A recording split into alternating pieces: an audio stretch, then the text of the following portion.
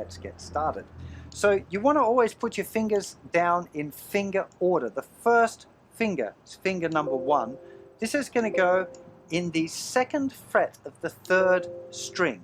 So you can think there's the 1st fret, there's the 2nd fret, and it's string 1 would be the thinnest, 2 would be the next one up, and the 3rd one up will be the 3rd string. So first finger is going down. Remember that we want to place it right up next to the fret as well. Okay, so first finger in the 1, 2, 3rd string, in the 1, 2, 2nd fret. What? The 2nd finger is going in the same fret on the thinnest string. So you want to put then down your 2nd finger. It's going to, you would leave your 1st finger down normally, but I'm just using to show you. Remember, you want it, of course, up right up next to the fret if you can. That means that your fingers will be at an angle. Of course, you can't keep them square on, otherwise your 1st finger is going to be back too far. So you can see the fingers are at a bit of an angle there. That's totally fine. So 1st finger first, 2nd finger down next on the thinner string, and then 3rd finger is going to reach up to play the 3rd fret of the 2nd string, so on the string in between your 1st and 2nd fingers. Now, I'm making that look pretty easy, but it's very likely the first time you try and do it, your 3rd finger is going to be back here somewhere. You'll find it very difficult to get the 3rd finger right up next to the fret. That's okay, that's just a normal beginner problem, is to try and work on that flexibility of the fingers and the stretch there. So if you're just back here, it's okay, but try and slide that 3rd finger up so it's right up next to the fret. In the first weeks of learning guitar, your fingers are going to hurt. There's no way around it. Pressing your fingers down on the metal is just, it's going to get a little bit uncomfortable. So what you can do to help is not press down until you really need to. Now, particularly when you're learning chords like this, you put your 1st finger down first, but you don't need to press real hard right away. Just place it down and then get it in the right position, but we're not pressing real hard. We want to leave it there, just rough. I'm not even touching the string down on the metal yet. I'm just kind of putting it in position. Then I'm going to get my 3rd finger down, roughly in position. Then I'm going to get my 3rd finger down and try and get it up there. And only when I'm ready to actually play the chord am I actually going to press my fingers down. Once you've got your fingers in the right position, you need to test all of the notes in your chord and make sure that each note is ringing out clearly. Now for the D chord, we're not going to play the thickest 2 strings. So the first note that you want to test is the open 4th string. Now, you might find it sounds like this, in which case it's going to be the fault of the tip of the 1st finger is just up a little bit too high and is touching the 4th string. Because if it's touching even the smallest amount, the note will be dead. So you need to bring that 1st finger down just a little bit to make sure that your open 4th string is ringing out clearly. The next note that we'll test will be the 3rd string. Okay, so we're now having to press down hard with our fingers at this point. If this note sounds like this, it means you're not pressing hard enough, or your finger is too far back.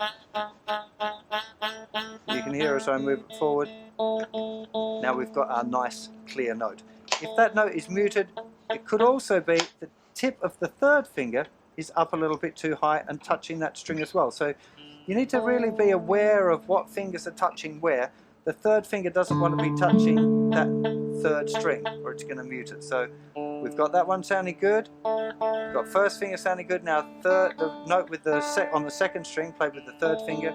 Again, very common to get this kind of problem with the 3rd finger is too far back. So try your best to get it forward. There's not really any fingers that might mute that string. So the most common problem on that 2nd string is either not pressing hard enough or the 3rd finger being too far from the fret.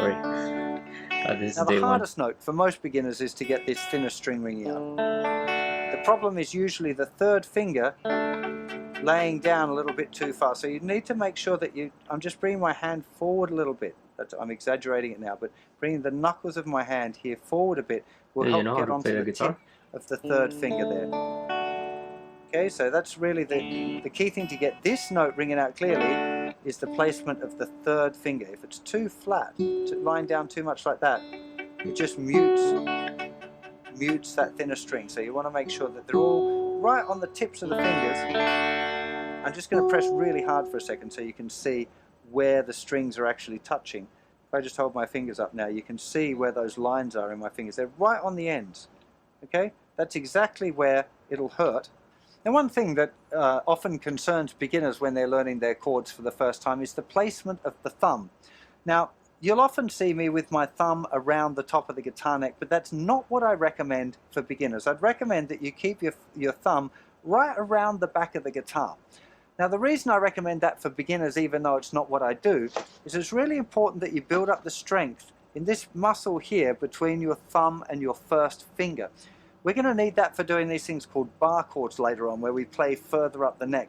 And if you play like this with your thumb over the top right at the beginning, that muscle won't get worked at all, and when you come to learn your bar chords, you'll find it really, really difficult. It's a lot easier to learn here with the thumb at the back of the neck. It'll help give your fingers a good position as well. Anyway, hello Ziggy. Oh, my dog's finally woken up from her nap and come to join me right in the middle of a lesson. Thanks, Ziggy. Say hello to the people of the internet and then go back to bed, would you? Would you go back to bed for me? Would you go back to bed? Come on, I'll play with you later. Come on, bed. Thank you for the visit. Now go to bed. Bed. Come on, off you go. There you go. Good girl. By keeping your thumb around the back of the neck, it keeps all your fingers in a nice position. It'll stop you kind of grabbing the guitar neck too much. Ideally, you don't want the palm of your hand here, where your fingers meet the palm of your hand. Ideally, you don't really want that touching the guitar neck at all, but definitely not with the first few chords that we're learning. In fact, I know it might look, if I'm playing like this, that my hand is touching, but if I just extend my fingers out, you'll see there's always a little gap here between my first finger and the guitar neck. It doesn't want to be touching there. It wants to, the fingers are there, and that's for all of the chords. Like that one again, it looks like it is, but if I reveal it, there is still a very small gap there between the kind of the knuckle, inside knuckle of my first finger and the guitar neck. It doesn't want to touch. There might be times later on in your journey where you do that, where, you know, I use my thumb when I play chords quite often, but that's not the kind of thing that you want to start off learning. So when it comes time to practice your chord, I'm going to give you a little system I call chord perfect practice. It's got 4 stages. The first one is finger placement. So we're going to first of all place first finger down, and then second finger down, then third finger down. Still not pressing hard, I'm just getting them in the right position. Now I'm going to press down, I'm going to have a go at strumming the chord. And now I'm going to go through and make adjustments to try and get the chord as perfect as I can. So already I played the 5th string there, I didn't want to really play that, so I'm not going to play the thickest 2 strings, then I'm going to play the 4th string. Okay, that's not really working, so let's get the first finger down there a bit, there we go. Now we've got that, that's good. Now first finger, that one's sounding okay. The note on the 2nd string, okay, that's a bit buzzy. Let's try and get the 3rd finger up a little higher. Okay, we're going good so far. Okay, that 3rd finger needs to go more on the point. Okay, we've got it. We've made our adjustments, the chord's sounding good. And then the last part, we just want to do a strum. And we want to tell ourselves, hand, this is how I want you to go when we're playing the D chord. Okay, really try and make a mental picture of where your fingers are, what it feels like, what it looks like. As you do that final strum, really reinforce the correct finger placement for that individual chord. Hey, how you doing, Justin? Back with you to learn another chord. This time we're going to check out how to play the A chord. Now, it's worth bearing in mind at this point, if you're new to the whole guitar thing, that you're going to find these chords really difficult the first little while. Okay, the first week or two, it's going to feel really impossible. Like, I can't do it, this is just too hard, I'm not built for playing guitar. Pretty much everyone feels like that, and that's okay.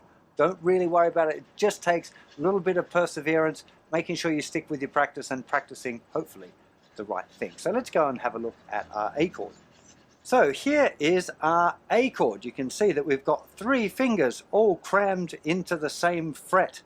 Now, I want to point out that the traditional way of learning A chord is like this. All 3 fingers, 1, 2, 3, all in a line. But you can probably already see that first finger there is very, very far away from the fret. So to make that note sound clear, you'd have to press really, really, really, really hard. And that will make your finger hurt. So the fingering that I teach, it's got some other advantages as well, but you can see straight away now that these 2 fingers, fingers 2, fingers 3, are right up next to the fret. And first finger sneaks in between them and is in fact a lot closer to the fret than any of the fingers were, or than even the middle finger was here in the traditional fingering. So It's also much better because, like changing to the D chord, look, first finger can stay in the same place when we're moving to a D chord and stay on the same string when we move to an E chord, okay, which are going to be the next chord that we learn. So lots of advantages to learning A chord this way.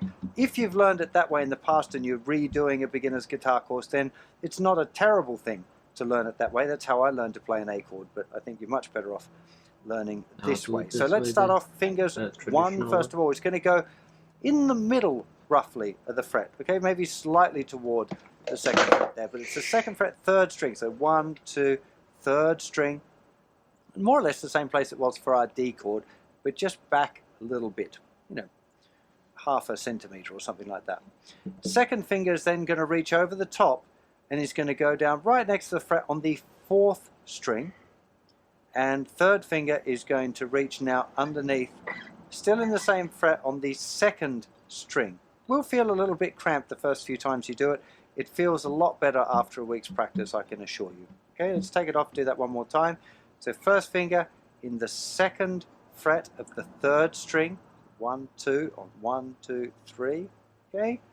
And then slightly, not right up at the fret, so just pull it back just a little bit, and second finger will reach over, right up next to the fret, second fret, fourth string, third finger, second fret, second string.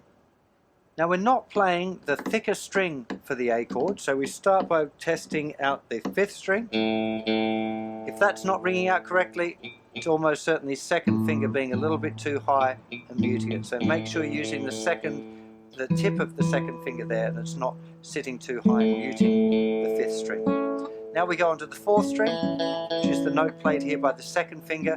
If that note's not ringing out clearly, it's almost certainly that you're not pressing hard enough, okay? Because the position reaching over the first finger there, it has to be right up next to the fret.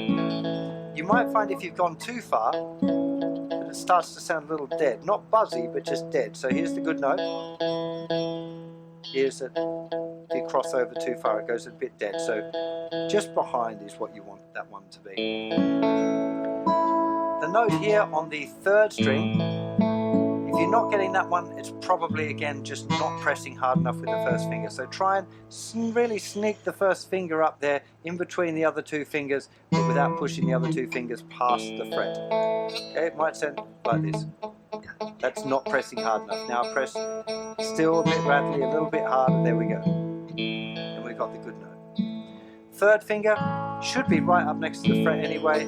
Because of the position of the fingers, most people will find that that note's probably one that's not going to need too much attention. It should be okay. Although the hardest one is to follow, which is the thinner string. Now, the third finger, all of the fingers are cramped up, and especially if you've got big hands, it's going to take a little bit of fiddling around with the hand position to get this one ringing out nice and true. The most common problem by far with the A chord is the third finger just laying slightly over too far and muting the thinner string. When you're practicing your A chord, of course you go through that same chord perfect program. So you've placed the fingers first finger, second finger, third finger. You're not pressing too hard first of all, remember, just getting them in the right place. And then we do a strum. And then we try and figure out what went wrong and reposition things. So that one, tip of the second finger come down a bit there.